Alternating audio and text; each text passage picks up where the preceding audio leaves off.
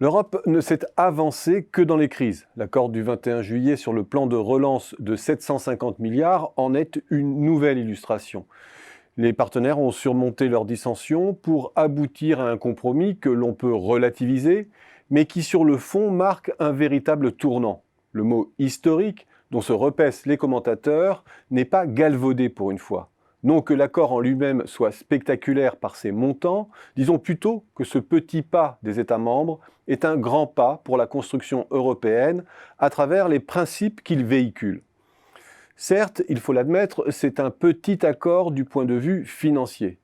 Sur les 750 milliards affichés sur 3 ans, 360 sont des prêts remboursables qui, dans un contexte de taux très faibles, ne changent pas fondamentalement la donne pour les emprunteurs qui peuvent, à faible surcoût, émettre directement sur les marchés. 77,5 milliards sont pris sur le budget européen et auraient été budgétés sans cet accord. Et 312,5 milliards sont de véritables subventions nouvelles aux États. Rapporté au PIB de l'UE, à 27, cela fait une relance de 0,8-0,7% du PIB durant 3 ans. Cela peut sembler très modeste au regard du choc qu'a subi l'économie européenne. Sauf que cette petite relance transgresse toute une série de tabous européens.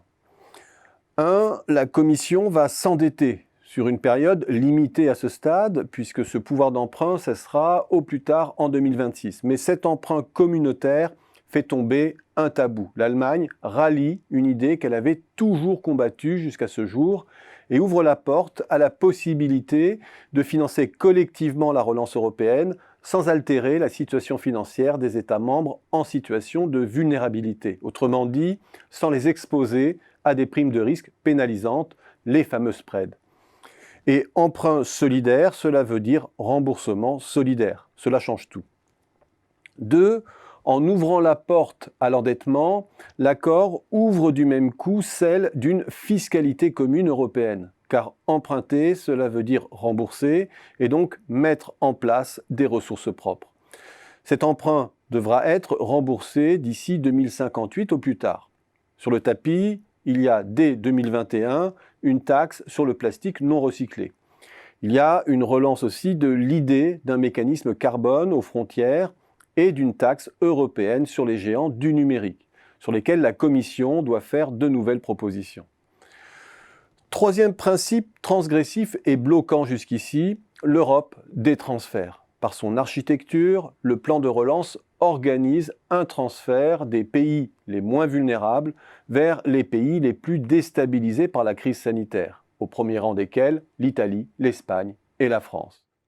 L'affectation des fonds sera soumise à contrôle et à possibilité de contestation pour répondre à la défiance des pays frugaux à l'égard du Sud. Mais la conditionnalité, argent contre réforme structurelle ultra douloureuse et pénalisante pour la croissance, est abandonnée. Quatrième principe qui vire à l'action, le Green Deal européen, qui avec le plan de relance connaît un gros coup d'accélération. L'Europe se met en marche en tant que maître d'œuvre de la transition écologique et y trouve un nouveau ciment du projet commun. 30% du plan de relance et du budget européen seront alloués à la lutte contre le réchauffement climatique, sous différentes formes et à différents moments, entre 2021 et 2027. Environ 547 milliards d'euros seront ainsi mis à disposition pour la transition écologique. Ce montant représente à lui seul environ un quart des investissements nécessaires pour poursuivre les objectifs du Green Deal. Mutualisation de la dette, plus fiscalité, plus transfert, plus plan d'investissement vert communautaire, l'UE est en train d'expérimenter grandeur nature l'idée d'un budget européen et d'une réponse coordonnée à une crise. Tout cela peut paraître petit, raboté par les concessions aux pays frugaux. Il n'en reste pas moins que par la petite porte s'est invitée la grande idée du budget européen et que même si elle fait mine de discrétion, elle risque bien de jouer l'incruste.